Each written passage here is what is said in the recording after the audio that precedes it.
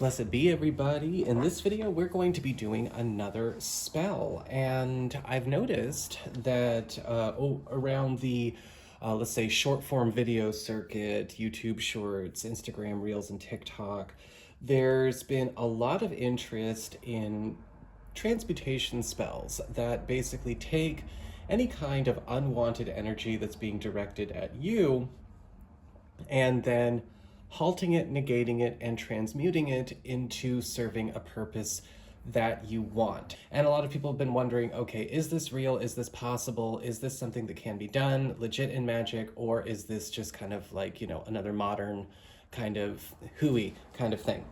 The truth is, it is possible, and it is actually a legit spell, and it is a legit technique. So there you go. But some of the things I think are probably getting to people is that it does feel like a lot is getting left out in those videos. And yeah, this kind of spell, this kind of working is a bit more complicated than what is being put out there for easy consumption. So I figured I would take you through what really goes into making a spell like this and kind of fill some of the gaps where we need some gaps filled and show you how to build it. Now, a lot of people out there are focusing on financial wealth, financial abundance. And I think that that is great. And I think that that is a good place to go if it's your first time doing a transmutation spell, because it's very hard to screw something like that up, except for the fact that a lot of people just say abundance. They don't specify what kind of abundance. And this is something that I think is a really big problem in the spiritual world today. A lot of people are just very lazy with the way that they talk and the way that they communicate. Remember, your spells, your manifestations, your workings are only as smart as you are being when you are making your spell and crafting your spell and charging and casting your spell. Your spell isn't going to be trying to read between the lines and figure out what your intention is when you're the one who's supposed to be clear with your intention. And so if you just say abundance, well, we don't know what kind of abundance we're talking about here. Is it an abundance of money, or is it an abundance of scorpions?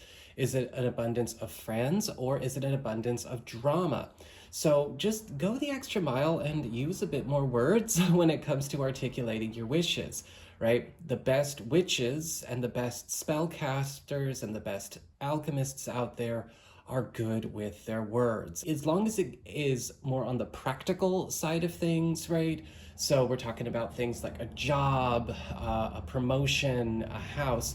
That's really good for this kind of energy. I would be very careful about leaving the realm of the practical. Just stick to kind of more of the earthy kind of stuff, the money and the practicality and stuff like that. And so what you're gonna need, of course, is some kind of vessel for your transmutation spell. I've just got a jar here, and I've already cleansed it. I've did a bit of a smudge with some sage. I'm not going to do that on video here, but I've already smudged it down, cleared it out with some sage. You're going to need a few herbs. I'm going to list all the herbs and oils that you can use in the down bar below, because if you've watched my channel before, I do believe in an element of secrecy, even when you're doing things online. And I also change things once I do things and put them on video. Like, I show you a legit spell being built, but then I personalize and change the spell once I'm done recording. And I think that's very important to do because, again, even if we are looking to transmute energy that we don't want, we need to make sure that the spell we're forming is personalized to us in a way where it is going to serve us and our unique needs and our unique desires perfectly. You never want to copy a spell out of the box. You just don't know what that witch or what that practitioner wanted for themselves. And so, that's why I'm always kind of saying like, ooh, if you're copycatting, don't do it. But we're going to, craft this and put this together, and we'll talk about, what the bare bones are and all of that. And you're also going to need your petition paper, basically the programming of your spell, what you're telling your spell to do. We'll talk about that in a second. You're also going to need something that is going to serve as a purification constant, something that is going to be there to cleanse and purify and keep things clear and clean, something that is going to be the part of the transmutation process, right? Because when we're calling in all of this energy that we don't want, We don't want it to just hang out. We want it to go through a filter, a cleansing, a purification process. Now, there's all kinds of different ways that you can go about doing that. I do not recommend putting the purification stuff in the jar itself or in the vessel itself. I think it should be kept outside and then in contact with the vessel.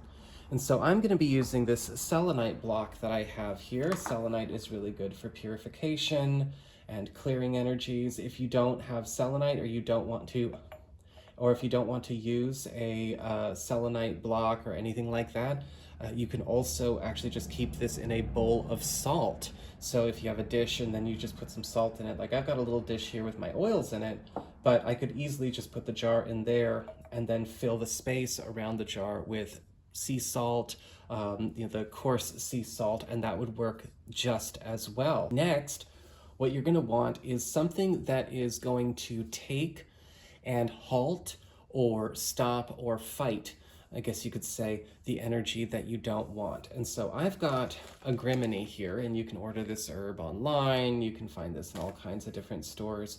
But Agrimony is both a really good catcher of what we could call harmful or malefic energy. It is a great way of kind of seizing it and then, kind of fighting it and restraining it. And also it's used in a lot of uncrossing work. It's used in a lot of jinx breaking work. And so I want the Agrimony, and that's going to go into the jar as well, because we want that to be, of course, our, one of the things that helps us to not only, catch and trap, but also control the energy that we don't want so that it can be turned into something that we do want.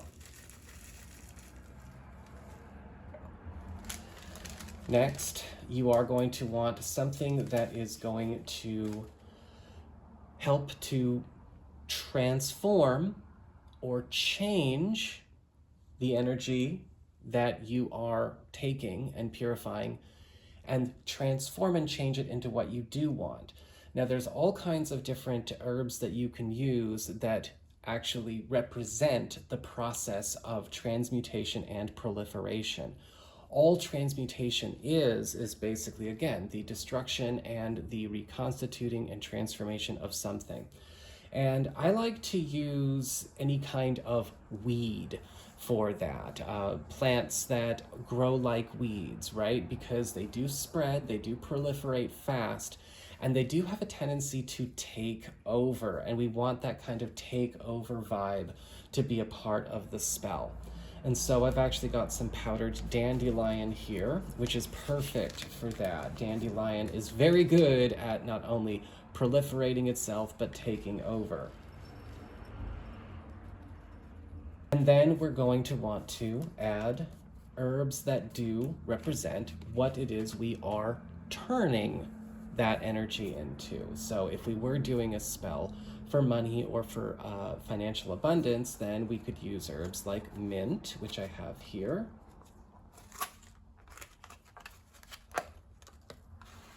And mint is really, really good for money and prosperity magic.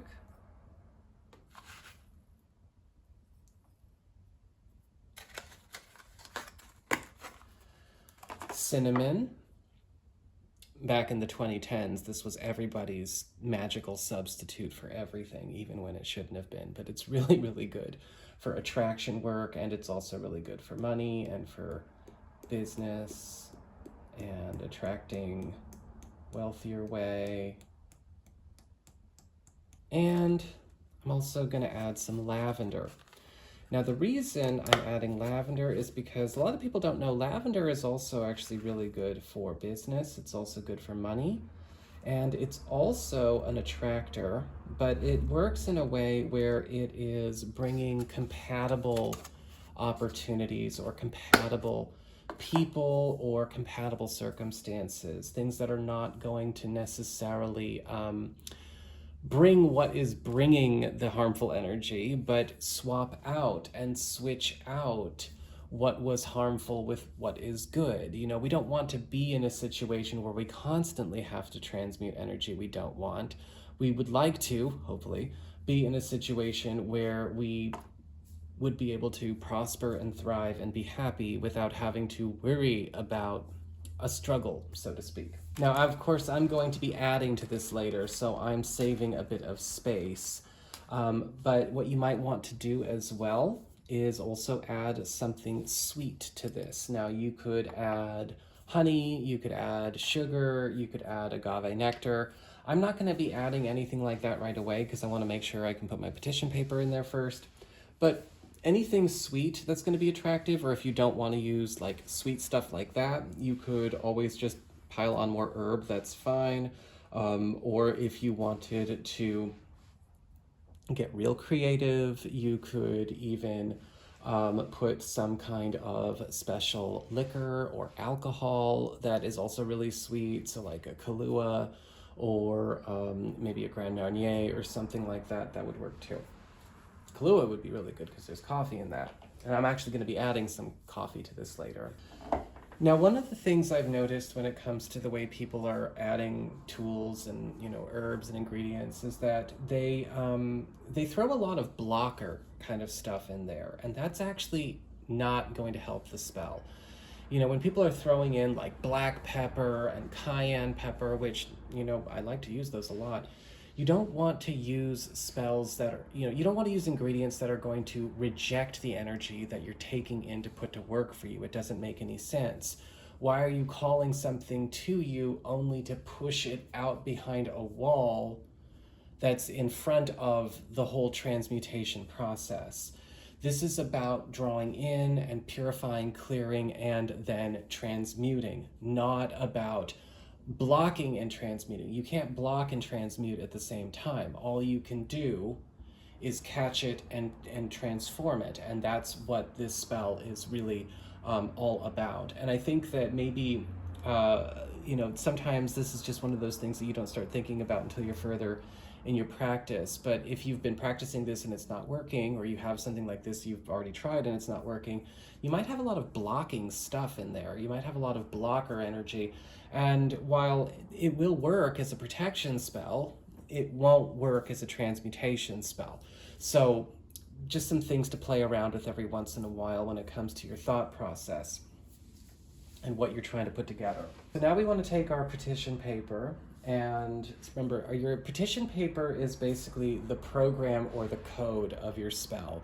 This is what's telling your spell what it's doing and what its primary function is and how it's going to work. So really take some time with your petition paper to be very clear about what your intention is.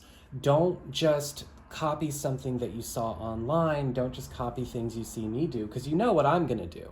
If you've been watching my stuff, you know I change things up as soon as I'm done recording. Why do I change things up? Because I don't think it's good to have all of your magic on display when you're constructing it, or even sharing it if it's been less than a few hours of getting down to business. So what I like to do is I prefer to, you know, have my spell demonstrations and then, you know, mix it up and personalize it. But you don't have to necessarily do it that way if you're not recording. But what you're going to want to do is you're going to want to have your petition paper and in your own words, clearly state what it is that you want your spell to do in a way where it's almost like you are writing a law or writing a rule. That's the way to make a transmutation spell work. A lot of the times people are kind of like making a request, like, please do this, or, you know, please make this happen. And in this case, since we're not doing a prayer and we're not casting a projectile spell, it's actually more important that we write more like a law in the present. And that way, again, retroactively, preemptively, and immediately it will go to work enacting that law. And so this is just a little bit of what I've written. All antagonistic, detrimental, inimical, injurious, malefic, malignant, toxic, virulent, and pernicious forces ever in any way put unto or upon me, be now halted, negated, and transmuted into financial abundance, and so on and so forth. That is the way you want to go about this. Very clear and very to the point. When you say something put upon me, you also want to follow that up with your name. So I put my name and your birth date, specifying you. And that way, when you go about doing your spell, it's very clear it's going to be something that comes back for you. If you don't put your name or you forget to put your name, you can always use a personal effect instead. So, you know, I've done that before where I'm kind of like, shit, I forgot to put my name on that and it's already in there and it's smothered in stuff. All right, well, that's okay. No big deal. Go out and clip a fingernail. Go out and pluck a hair from your head. Drop that in. Boom. That'll cover it just fine. Heck, if you want to skip putting your name and just put a personal effect in there, you can do that too. So now you want to take your petition paper and fold up your paper. And again, we are folding it towards ourselves because we are drawing all of this stuff to us to be transformed, transmuted, and purified, and then go to work for what we want it to be. So now what we're going to do is we've got it folded up and flip it over and fold it up one more time and fold it up and flip it over and fold it closer to us one more time. And I'm just going to drop it in. And I have the jar half full because I'm going to be adding some stuff to it later, like I said. And if you don't want to add stuff to it later, just keep piling more herb on top. But before you do, I like to add a little bit of my oil to my petition paper and to the mixture I already have. Now, as far as the oil is concerned, I'm actually using a private blend that I am going to be keeping secret, but it's got both jinx breaking, jinx killing elements, as well as also uncrossing elements. There's some Van oil in there, there's cut and clear oil in there, and a few other things. But what I've got listed in the down bar below is basically what you can use, as well as what you know, whether it's regular essential oils or whatever for each purpose. And so that way you can kind of, you know, again, custom make your spell so that it will still work with what you have access to. But don't be lazy. You know, one of the things I don't like when it comes to a lot of online magic is like a lot of people can be very cheap and very lazy. And it's like, oh God, no wonder you're not getting anything done. You keep trying to make rosemary work for everything. Just try harder. So anyway, little bit of a spiel there.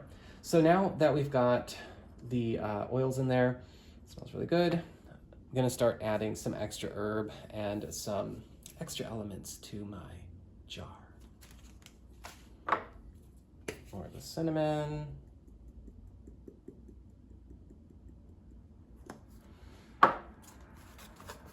And then more of our mint.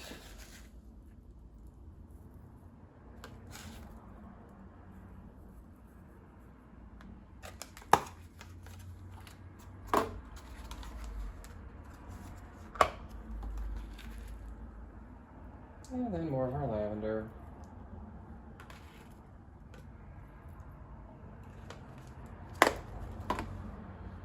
One more dash of the oils. Boop, boop, boop. And I'm just gonna seal it up.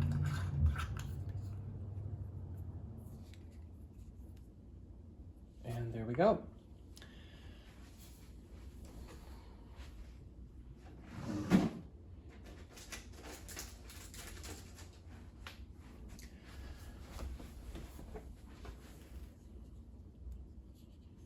And then to charge it up, all you need to do is get yourself just a regular old tea light candle, or if you want to do a chime candle, you can anoint a chime candle as well. But you take some of the oils that you already, you know, put in your jar, and you just put a couple of drops. I like to put a couple of drops at the bottom of my tea light. I actually took the candle out and put the tea light on top. And make sure that you give yourself some time to get into the zone, raise your energy, and pray and charge up the candle, the jar, everything inside, and focus on the jar not only attracting and pulling in all of that energy, the stuff that's kind of, oh, this is not for my purposes, and then moving through that jar, almost like It is going through a filter, going through a crucible, going through a bright hot flame, and coming out the other side as the energy that you want, and filling up your space and going about your world with the purpose and the intent of fulfilling what you want.